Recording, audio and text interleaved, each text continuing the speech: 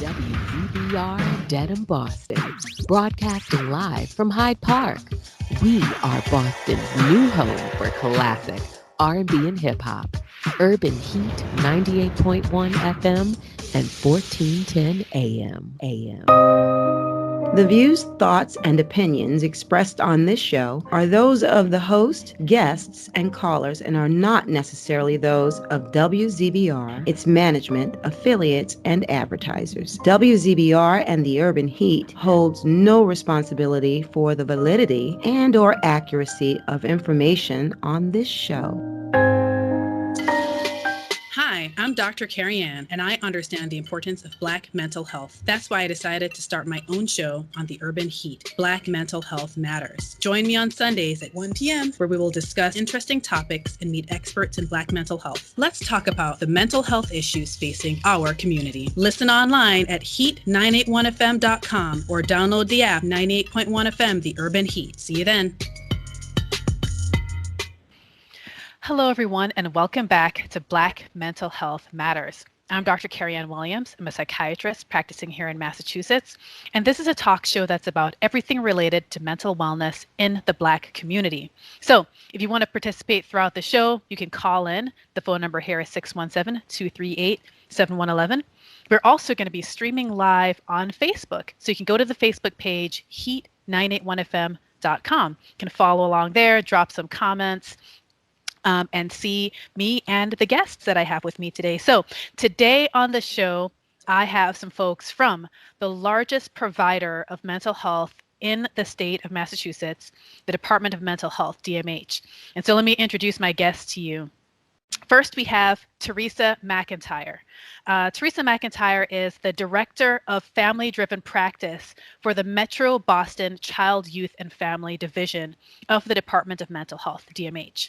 And as the Director of Family-Driven Practice, she has a leadership role in developing and maintaining a family-driven network of services for the child, youth, and family area.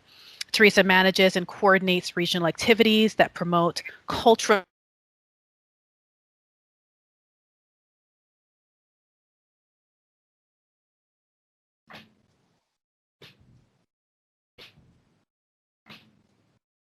So we have guests on with Dr. Williams. Guests, can you hear me?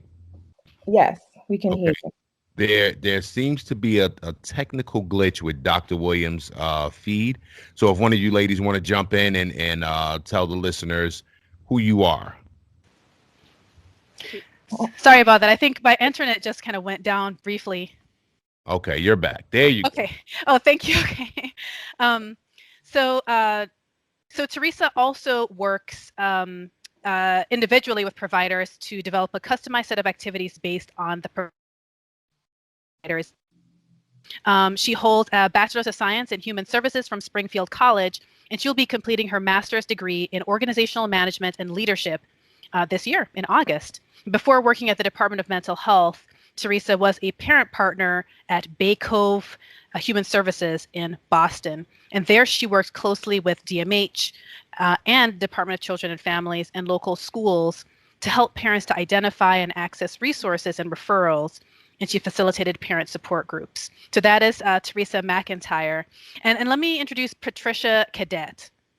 Patricia Cadet has been working for the Department of Mental Health in the Metro Boston area since 2020 as the Director of Program Management.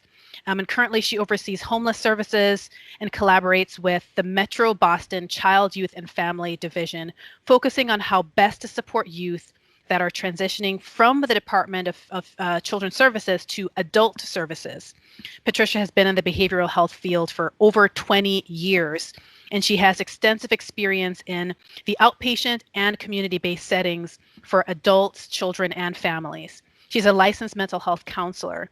She has a Bachelor's of Arts in Psychology and Women's Studies from the University of Massachusetts, UMass, and her master's degree is in counseling psychology from Lesley University. And prior to her current position at the Department of Mental Health, Patricia worked for the VinFen Corporation, and she was a clinician at the Arlington Youth Counseling Center, working with adults, youth, and families. She's also volunteered at Housing Families Incorporated to provide counseling services to homeless children and families. So guys, these two women are #Black Excellence. So welcome to the show, Theresa and Patricia. Thank you, Dr. Williams. Thank you, Dr. Williams. Thank you for having us. So I'm so excited to have you guys on the show today. Tell us, and we have listeners that are in Boston and Massachusetts, but also outside of the state. So tell us, what is the Department of Mental Health? Well, basically, the Department of Mental Health with the State Mental Health Authority, and we provide access to services to meet the mental health needs of all individuals in all ages. And we're in 5 geographical areas. We're in the Metro Boston area, Northeast, Southeast, Central, and Western Mass. And Theresa and I, we work in the Metro Boston area, and the cities that the Metro Boston area covers are Boston, Brookline, Cambridge, Somerville, Chelsea, Revere, and Winthrop. Okay. And tell me a little bit about, I guess, as we talk about DMH, I want to know just a little bit more about like your role. So maybe Theresa, tell me a little bit more about what you do for the department. Okay, so for example, if we're working with a family and it could be around engagement, I will come in to help to strategize on ways on how can we engage the family. I will come in and maybe talk about some additional supports that could be put in place, like a parent support group. If there's things that they're trying to seek for their children, try to find additional resources for their children. So just come in as that additional support. They actually say that we need the T special, which is really nice that they think so highly. So nice. And Patricia, tell me a little bit more about what you do. So, I mean, I do a lot of collaboration with Theresa's team, but my main job is homeless services. So we oversee, we have different contracts out in the community, and DMH has the homeless outreach team. So I will oversee that team and actually try to engage one of the most vulnerable population out in the community, which is the homeless population, and try to engage them and try to access to provide services to them. Okay. Now, I know that the department has just such a broad range of services. Tell us, I guess, in general, what are some of the adult services, Patricia, that are available? And then Theresa, if you can tell us some of the child-based services, things that, people can kind of like think about and remember, hey, maybe I should think about the DMH for services like this. So in the adult side, we have many services. And one of our highest intensity services is the adult community clinical services, which is a clinical-based services. It's community-based. And basically, it's a team of people that helps you with either skill building, whatever the need is of the individual. They have peer support, employment services. There's also a nurse on the team. And we also provide rehab services. Another service that adult also offer is the PAC program, which is a program of assertive community treatment, which is a psychiatric treatment. It's also an outreach service. And we also provide case management services, which is state run, so it's run by DMH. And basically, we have case management that actually follows people out in the community. We have homeless services, which is the service that actually I oversee and actually try to engage homeless individuals out in the community. We have the RLC, which is a recovery learning center that's open to, it's a peer support network, and also try to, so anyone that actually attends the recovery learning center, it's open to the public. Anyone could attend. And it's actually, if you have lived experience, you're able to attend the recovery learning center. So we also have clubhouses, and clubhouses are day structure, individuals that go to the clubhouses and they offer also skill building, employment, social skills. So these are the services that we have available for adults. And Theresa? For children, youth, and family services, we have least restrictive to high level of care. So this is our flexible support services, which is also known as FLEX. So that's our clinical services, therapeutic support, young adult peer mentoring, peer caregiver support, groups, and flex funds. Metro Boston CYF has contracts with many vendors to provide these eligible clients throughout the region. So we have a parent support, which offers day services such as therapeutic after-school programs, and Riverside Life Skills, which is located in Somerville, Mass. Oh. So there is so much. There's just so much that is offered. And I wonder about how people can access those services. Because from what I understand, not everybody is eligible. I mean, there's all these great services, but who can access them? So for the adult side, for the only services that is open to the public is actually the Recovery Learning Center. Okay. And the other services that I mentioned, like the Adult Community Clinical Service, the PACT services, case management, you have to be a DMH client to actually access the services. And now the homeless services, we meet a lot of people out in the community that's eligible for DMH, but not yet have gone through our process. So we actually help those individuals get into DMH, and they will also be eligible for our other services. In case management services, you have to be a DMH client. Okay. And when you say the PACT, is that, can you explain a little bit more about, is that an acronym? It's a PACT program, which is the Program of Assertive Community Treatment.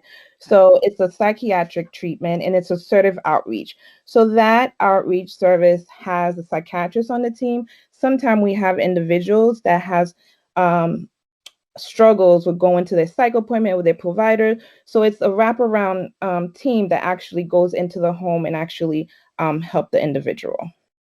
Okay, so it sounds like the DMH provides, not in general, I guess, not only just the specific services for the members who qualify, but also the like wraparound support so that they can engage in those services if they're having trouble engaging. Is that correct? Absolutely. And one thing I also wanted to mention, like these services are also, so we contract out to different providers in the community. So the providers in the community are the one that actually provide those services.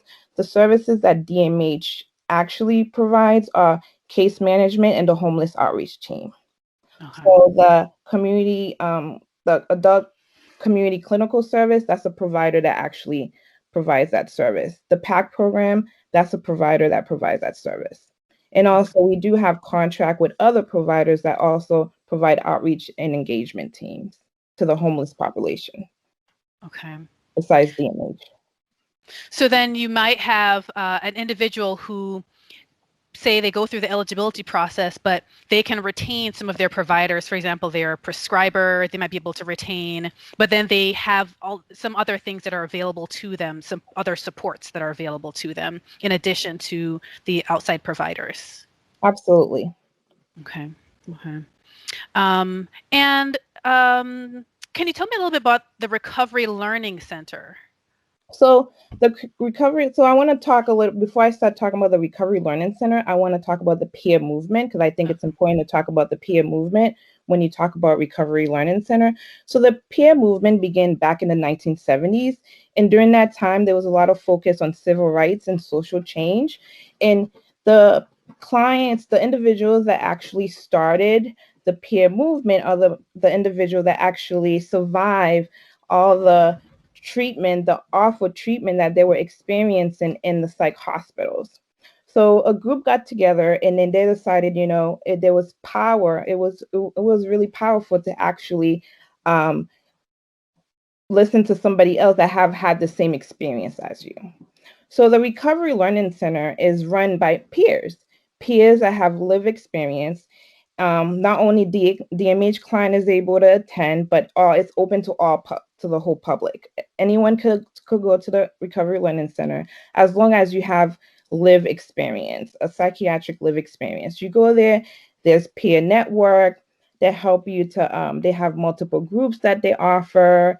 It's a way to connect with people. And if you're experiencing something or you're trying to connect and it's they have a lot of resources available. And currently, because of COVID, so all their classes are actually virtual.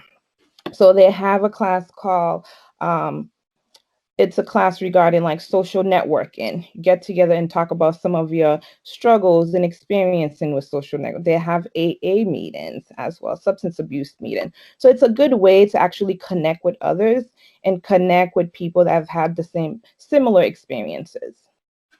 Well, it's interesting. It's a great model, because I can imagine that a peer-run group can reach people that professionals cannot. Right. It feels, of course, like there's less of a hierarchy. It can feel more approachable, and I guess sometimes there's more trust, Right. for folks that have gone through it themselves versus, this professional that you have no idea, whether they understand really what you're going through. Right. And it's very welcoming. It's open to everyone. So they have coffee and tea, and sometimes they have some sports event that they attend. So it's a really good place to go to if you need some support and networking. And I imagine that the pandemic probably disrupted some of that, but I know that this year things are kind of evolving, and at some point things will be probably back to regular, how they normally would do things. I guess most things that have required or involved people getting together have been disrupted over the last year. And we actually even noticed that with our parent support groups, where now there are specialized support groups. So really just meeting the needs of the families. So whatever they need, if it's mom groups, we have father groups, and this is offered through the Home for Little Wanderers, parent support group program, which is funded by DMH. And so at this time, they have over 10 groups that are currently running to provide the needs for families, and it's been going great for the past year. So it's continued to go even with the pandemic. Is it moved to like a virtual format? Yes. Okay. And then whenever possible to be able to kind of resume in person when it's safe. Yeah. Wow. So a lot of good stuff going on. For those of you just joining, you're listening to Black Mental Health Matters. I'm Dr. Carryann Williams. And today, it's all about the Massachusetts Department of Mental Health. And I'm speaking with Theresa McIntyre and Patricia Cadet, who are both in leadership positions at DMH. And we're talking a little bit about the services that are offered there and how a person can qualify for services. So maybe I should kind of get into that a little bit, is eligibility. Because the services sound really great, but who qualifies in terms of eligibility for DMH services? Would you say? And I don't know if there's a difference between children and adults, because as a child psychiatrist, I work in the child world, and I know DMH does a lot more in terms of adult services, but we do have some children that qualify for DMH services too, for various in various kind of situations. So tell me a little bit about the adult side and then the child side for eligibility. So for the adult side, you have to be 19 years old or older to actually apply for adult DMH services. In the criteria, so basically you have to meet clinical criteria, and you have to have a persistent mental illness. So some of the diagnoses, which I would name a few, it's schizophrenia or other type of psychotic disorders that you may be experiencing, like mood disorders, anxiety, post-traumatic stress disorder, personality disorders. So these are the clinical diagnosis that you have to actually meet our criteria. And to go through the process, so anyone could fill out an application, your provider, family member. For adult world, we need a signature. So whoever wants to receive the services need to be able to sign the application, say, hey, I want these services. And from there, and also we need clinical information from your providers, any hospital stays, discharges. So the clinical information to help us to really see that you do have this diagnosis and that you are eligible for the service. And when you meet clinical criteria and you get approved, then you have to go through a second process, which is called the needs and means.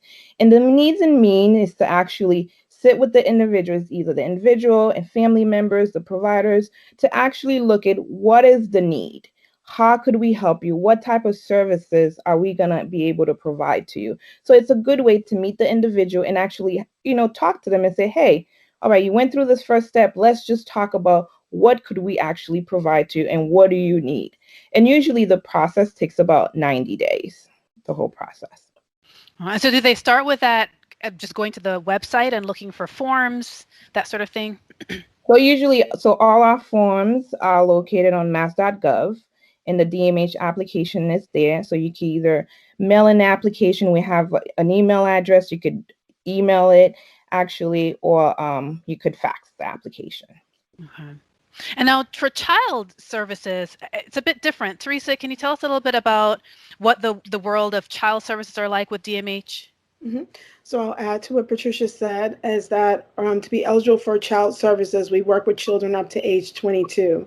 So for our children, they're not often the first touch point when they come to DMH, pretty much sometimes the last resort, and that they had other services in place. Could be child use, it could be DCF, for example, Children and Family Services. And so when they come to us, we work with them to make sure that if they meet criteria, which Patricia basically already went over the criteria, and then if they don't meet criteria, we will continue to work with them and find additional supports in place with other organizations. Okay. And,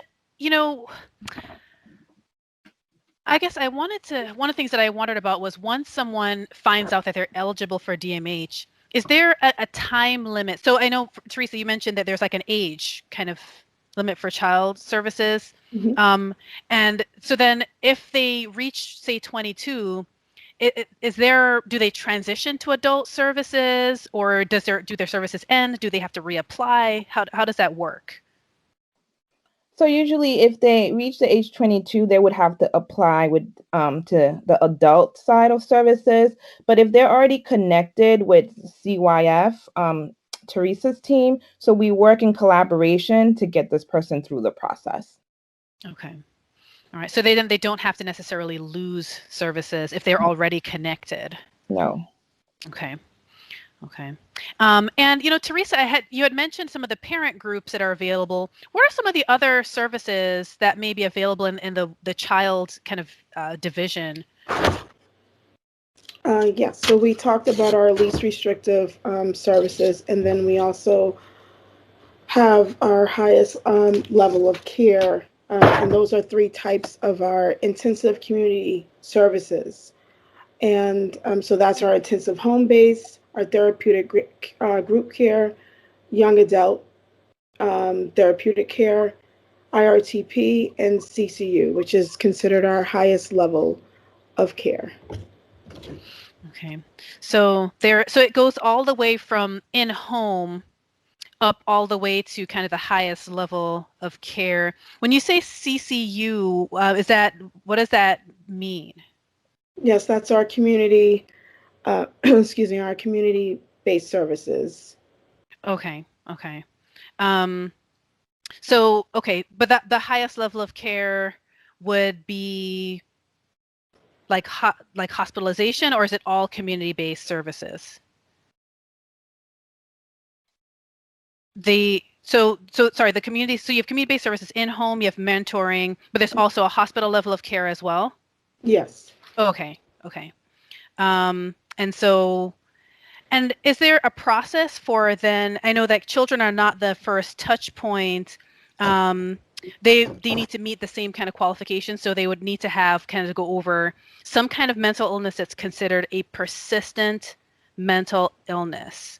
So something that is expected to continue on and will need additional support. So it'll be for both children and for adults.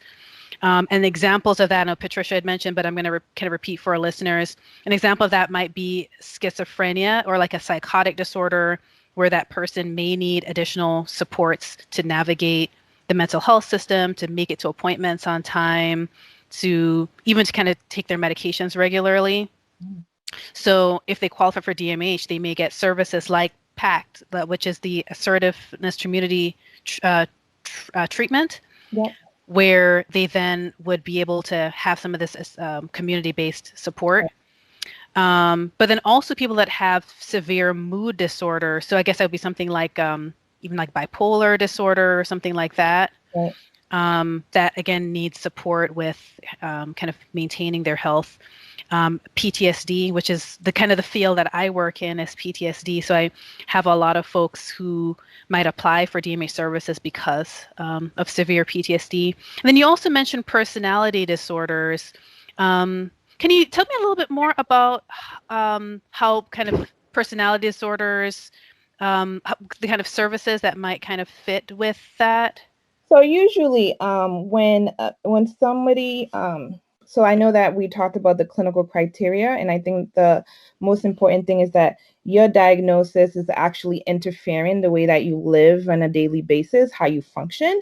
And the first, the most intensive program that we have is the first program that I had talked about earlier, which is the Adult Community Clinical Services. So that will be the program that the diagnosis that I mentioned earlier, if that person really needs assistance on a daily basis, that is the most intensive program. So that's the program that that's the service that they would actually be assigned to. Okay. And usually for an individual to actually get the PAC program is if they get to a point that they are not meeting with their providers, because the individual would have to lose their providers to get PAC because they has a psychiatrist on the team. So we really encourage people to keep their providers and work with the providers for them to actually get the services. So ACCS, which is the Adult Community Clinical Service, would be the service that we would choose first before we would choose the other services. Okay. So it's kind of like ranked in wanting to get kind of the kind of lowest level of that's needed. If they can retain their providers, that would be ideal. But if they need more intensive services, then that's available for them too, and they can, get a team that has a psychiatrist as a part of that team. Okay. And I like the fact that then anybody can really fill out the application because the person can do it for themselves. Are there cases where people ask other folks to help them? Like I know with kids, they might have a parent that's filling it out. Do any of these kind of divisions, do people sometimes have other people helping them fill out the form, or is it usually just it has to be done by the person? Well, absolutely. Sometimes a family member would help out fill it out, or the providers or a psychiatrist will help the individual fill it out. So anyone could help the individual fill out the application. Okay. And then it always will require some clinical information from a provider. So they'll ask for clinical records of some kind. Okay, so I think it's important for folks to know is that when you apply, you may be asked to contact your provider for them to provide clinical records. And you mentioned the clinical records then has to basically confirm the diagnosis and the kinds of symptoms that you're having. And I guess your provider would have to attest to the fact that maybe you do need the additional services, or at least the documentation supports that you need additional services, that kind of thing. So it'd be both for kids and for adults, kind of showing why they may need that. And then you mentioned that you may even sit with them to go over this kind of needs and means, where you kind of go over like, okay, let's talk about what you actually need here. So is that like a follow-up to the application when it's sent in? If they meet for you for that conversation, does that mean they're automatically qualified? Is that kind of before they qualify? So that's the second process of the app. So you submit the application and they have to go to clinical authorization. So clinical authorization is the process that actually confirm this person has a diagnosis, there's all the clinical information, and they meet the criteria of DMH. So that's the first process.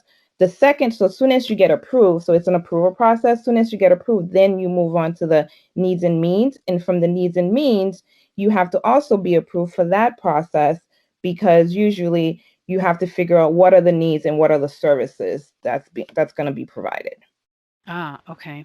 And then once somebody is kind of in the system, both in the child or the adult, is it easy to kind of shift what their services look like? If they start at one level and you realize, oh my gosh, I think this person actually needs more services, how easy is it to kind of shift from the kind of services you're receiving? Yeah, I mean, it's pretty easy. I mean, we have ongoing clinical conferences. So, for example, if an individual has case management services, which is a case manager that's actually following you, you're pretty independent, but then you get to a point in your life that you really are struggling and you need a team of people to actually follow you. So, it's pretty easy. We just have a meeting with the individual, with all the providers to just talk about like next steps and what it actually what is it gonna look like in the future for this individual. So I mean, we have a lot of meetings just to talk about individuals and what are the needs. And the same thing for the children's side. We really come together to brainstorm, as Patricia said, what are the needs for the family? So that could be adding in a family partner, or will they need a peer for the youth? Will they need a peer mentor? What are some of the other, especially when I come into the meetings, what are the additional supports that the mom needs or the dad needs, so that we're always we're focusing on the whole family as a whole. So if mother needs a therapist, okay, let's find her a therapist. That additional support around parent support. We have situations that come up around housing, that a lot of times they are facing housing at the same time they're facing everything else that's going on in their lives. So let's make sure that we help them to find housing. It could be helping with applications, seeking additional emergency assistance, even simple as just needing a refrigerator. So we really come together to pull in any additional supports to help the family best. So once they kind of come in for this kind of second meeting and you talk about what they need, then you might say, okay, this is definitely what's going to benefit you. And if they need more services, you can have another meeting, discuss the additional services. Do you guys need to talk about housing? Let's talk about how to find you, more stable housing. Do you need more support? Does a parent need therapy for themselves? Do the parents need couples counseling? What's kind of needed for this family? You can meet together to provide those additional services, or to provide, I guess, the referrals. Would you say, Theresa, as well? If it's not something DMH specifically provides, they can also provide referrals to places where that's available. Correct. And most importantly, these services are voluntary. So for our families that have DMH services, the youth and family has to be involved through the process. And so then, if they are struggling with engagement, that's where we come in and help them. A lot of times families are overwhelmed. They have 5 different phone calls. So how do we help them? How do we help with time management so they don't feel that extra burden, and we all come together as a team to support them best? Wow. And also, I mean, on the adult side, it is also a voluntary service, and it's important for the individual to be engaged, because when you're engaged, and we always call it like you're in the driver's seat, for you to help us to actually figure out what are the needs so we could be able to help you, for you to be much more independent. Okay. So all services are voluntary. There's no way to kind of like have a commitment or something like that where someone someone says you have to be a part of this. It's all kind of a collaborative effort. Okay. So what about, I guess I'm curious to know kind of maybe a sample of a typical kind of clinical history that would lead up to a DMH application. Maybe kind of like walk us through like a sample patient, and as idea of, and maybe you can do that for adults or for the child side, but just I'm a visual person and I like to kind of visualize what this might look like. So if you can walk us through maybe like a sample patient, and the kind of things that maybe they're experiencing, how that might lead up to someone saying, let me look into a DMH application, and then what they might be offered. And if either of you or both of you might have something. I have a sample.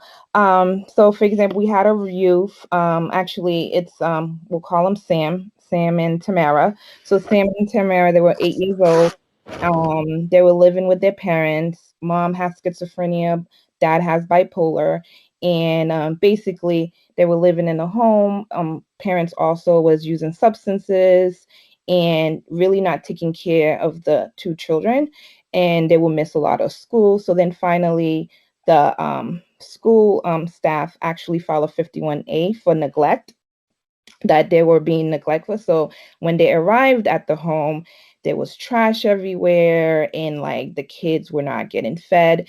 And then from there, this is when they were able to get services. So the DCF, Department of Child and Family Services, actually got involved, and they were able to help those two kids. They took away those kids from their home. Actually, grandmother took over custody, and from there they were able to get some services in the home because Sister Tamara was actually experiencing social anxiety. So they were able to get a behavior therapist in the home and a family partner actually. And the Sam was actually having trouble, a lot of behavior problems, actually hitting kids in school, having confrontation with teachers and grandmother. Then from there, they were able to get a lot of services in the home. Later on, Tamara got better. She got better overall, but then Sam continues to have problems. So then from there, he went into residential home as a child, and then he was able eventually to go into the adult services. And when he reached the adult services, and with the help of his providers, because he couldn't go back to the home because he was so disruptive, he would run away. And when they applied for DMH services, adult, when he became an adult, and he agreed to it because he knew that he needed the extra help. So from there, and actually there was a turnaround. He actually started to do well because he was also started to use substances. He got to a point that he started working, stopped using substances, and then now he's in recovery. And actually he was able to move from the residential home, and now he's in his own apartment, and he's a pastor, and he talks about his story and what happened. And right now it's like amazing how he's doing so well. So that's like a typical from the starting from the child services and going into the adult world. And that is kind of the power of what can happen when people are receiving the services they need, is that, sometimes you have struggles in life. Sometimes things can get really tough, and you can have kids that have severe issues, but if there is help and you engage in those services as to the best of your ability, you can have a good outcome, and the kids can grow to be into adults that are awesome. They're awesome adults that contribute. And I think it's important to focus on individual strength, and I think and that's one of the things that when we work with an individual, you may be experiencing all these problems, but then what are your strengths? What are you good at? And let's capitalize on that. Let's help you for you to be your best. And I think people thrive from that, because I think a lot of time we focus on the negative, but not really focusing on the strength of the individual. Theresa, anything to add to this, or any comments or anything? No, I just wanted to add that it's true. When you put these services in place for families do best. But also, most importantly, as we had said before, that families are the drivers of this. So making sure that they know that and their confidence is up. And one of the things I had worked on was motivational interviewing some time ago. And we worked with parents then just talking about how to engage with your child, especially during this time when there's so much going on. How do I have that conversation with my child and say, how was your day? We would say something like, well, tell me, highlight something special that happened, and learning those open-ended conversations or open-ended questions to engage more with your children. So again, I think when they use those additional resources like the parent supports and connecting with other parents and realizing that, no, I'm not alone. There's actually another parent that may be going to something similar as me, and I can come in and get the support that I needed. It's a win-win in all regards. And I just, that's how I look at it. And even for my role, being a parent partner before and also a parent, I think it's so helpful that, to use that lived experience too, as well, to be able to, so they understand, like, they get it. They understand that, they have children or they're going through it. They had a similar situation and they got through it. Oh, and I'm sure it's very rewarding, even. I'm sure for both of you in the work that you do, it's probably really rewarding to see the efforts make a difference. And maybe at the end of the show, I'll ask you a question about what you enjoy the most about your work. So start thinking about your answer. But I like to ask people that, especially when it's so apparent to me that you guys really care about the work that you do, and it's really important. And I guess I want to talk a little bit about the kind of parent-focused and the family-focused approach, because, as a psychiatrist, a lot of times I see kids individually, and whereas some psychiatrists are trained to do family therapy, a lot of us do a lot of individual work. And so I believe, though, that there is such power in focusing on the family network and on what families look like in supporting parents. And so I guess I wanted to ask you, how easy is it for parents to kind of connect with this? Is it also something they can just go to the website and fill out an application for this side of it? Theresa?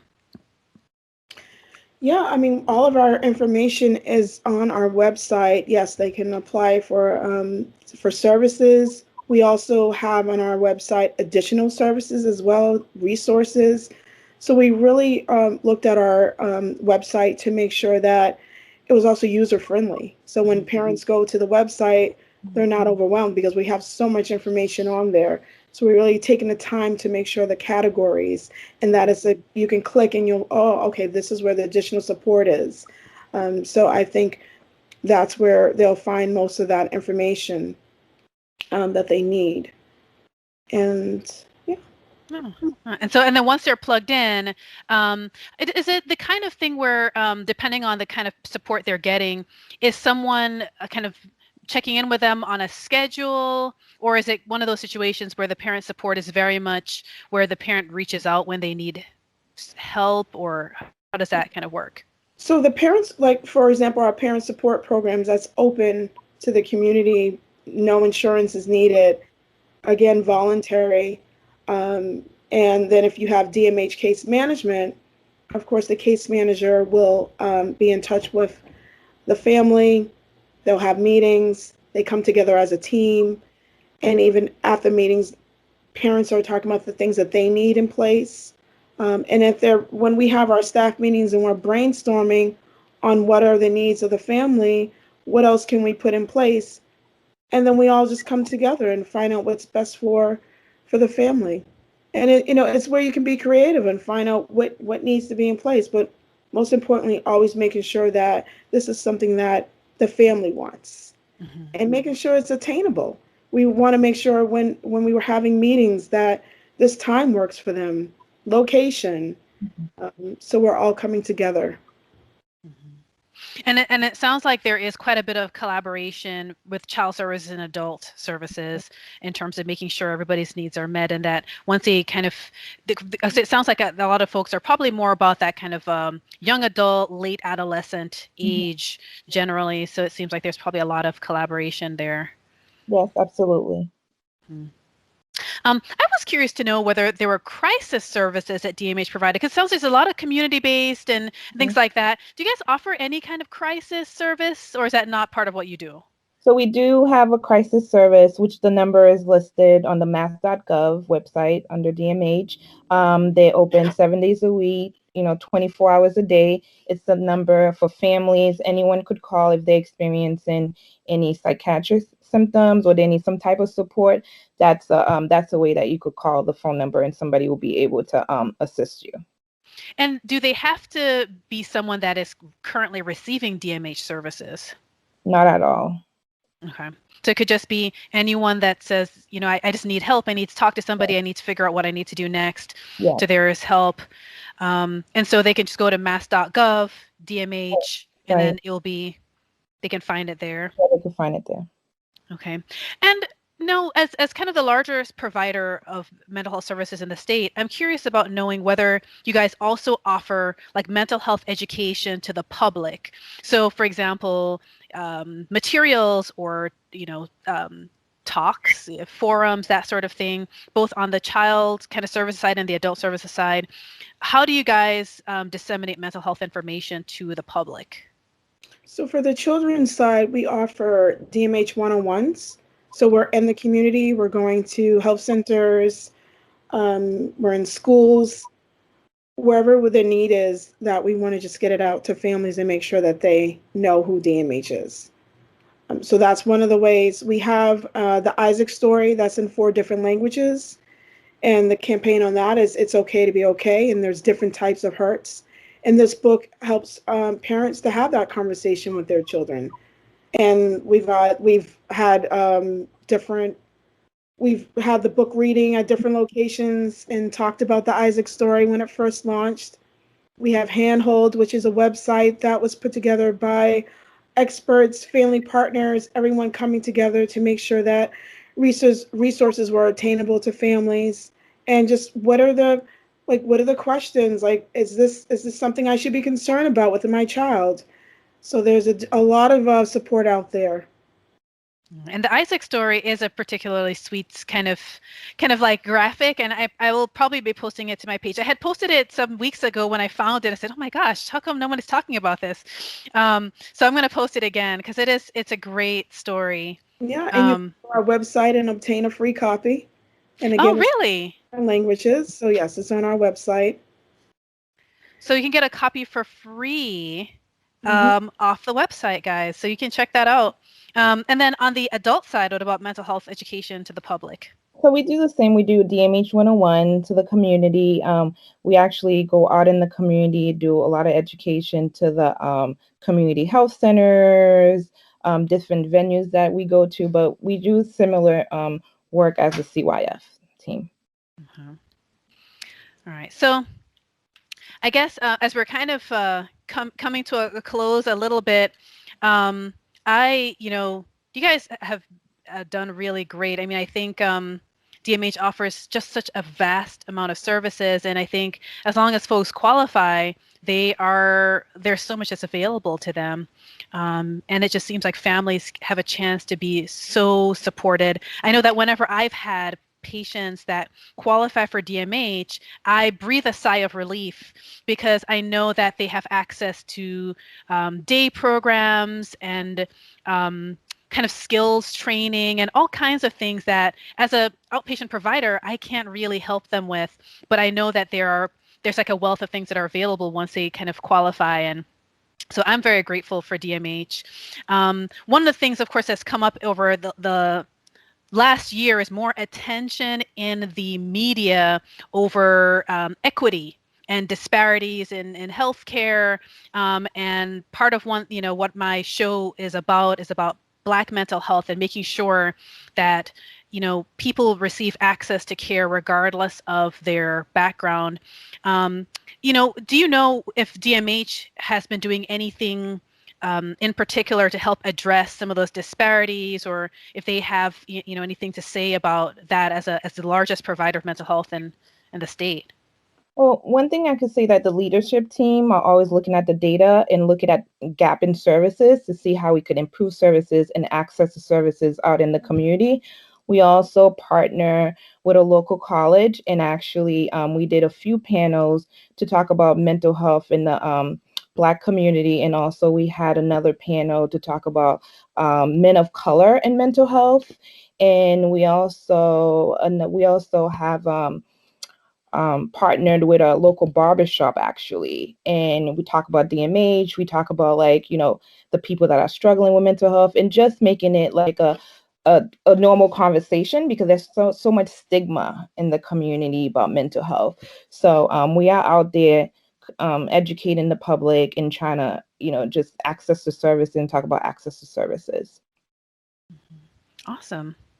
And then let's circle back to that question about what do you enjoy about the work that you do? And I guess even just thinking about, because you guys have had experience even before DMH doing a lot of different things. And so, yeah, tell us a little bit about what you enjoy. And also the reason I ask too is I feel like representation matters. And I feel like, you guys are doing amazing things, and I want to be able to encourage listeners and people that might be also watching on Facebook, why go into this field? Like why do this? So tell me a little bit about what you what you find rewarding or what you enjoy. Maybe I'll start with Theresa. Yeah. For me, what I find rewarding is when I'm working with the family, or even in the past, that is overwhelmed, and they just feel like, what's tomorrow going to bring to me? I have so much going on in my life. What's next? And then when they start to get those resources in place, things start to look brighter. I love to see that happening, because it's not the end of the world, and we'll get through this together. When they start to find their natural supports, people that they can go to and know that I'm not alone. Oh, that's right, my neighbor next door. When they come up with that plan of action to really support and strengthen the family.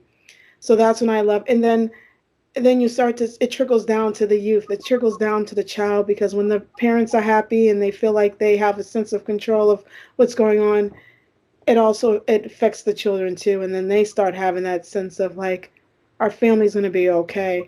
So that's been one of the most powerful things when they're securing housing, when they're getting those additional supports in place, and everything starts to fall together. And even though these things may come up again, but I feel like they have that resource guide that will help them that next time, and how to cope, and using those coping mechanisms. I like when you said, your family's going to be okay. I feel like that is the hope right there. Is a sense that I know things might not be perfect, things might come up, but we're going to be okay. It's going to be okay. I think that being able to offer that is everything. That being okay. And Patricia. I mean, I think that the case that I presented, it was like a real case. And just to see that individual as a child just had so many struggles, and to see him do so well, and just like his confidence, and it's just doing so well in the community, is just rewarding for me. And also in my current position, since I oversee homeless services, just to see somebody get housed, that's one less person off the street. And and engage in services, because a lot of time people are not engaged. It's trying to like engage them and trying to figure out like, all right, creative ways, like what do we need to do to get this person to actually accept our services. So just somebody that gets housed, and that's one less homeless person out on the streets. Oh, and again, it's just this sense that you take for granted sometimes. So if somebody's never been homeless, they take for granted what it means to have stable housing. And that is such an important thing, and it's such a blessing. So you guys keep doing the work that you're doing. You are making a difference in the world. And I'm grateful for you. And I hope that, the future you guys can come back on the show and, you talk about different topics and things like that. But thank you so much for joining us. And for all the listeners, thank you so much for listening each week. I'll join you next week. We're going to have a 2-week series on music therapy. And so next week, we're going to talk about what is music therapy and why should you consider that for your mental health. And then the week after, we're going to talk with the folks from some kind of a organization in Boston that you can get plugged into. So we'll have a 2-week series on that. So tune in next Sunday at 1 p.m. for Black Mental Health Matters on 98.1 FM, The Urban Heat. So I will talk with you next week. Are you prepared to work, determined to succeed? Then zoom into Strive,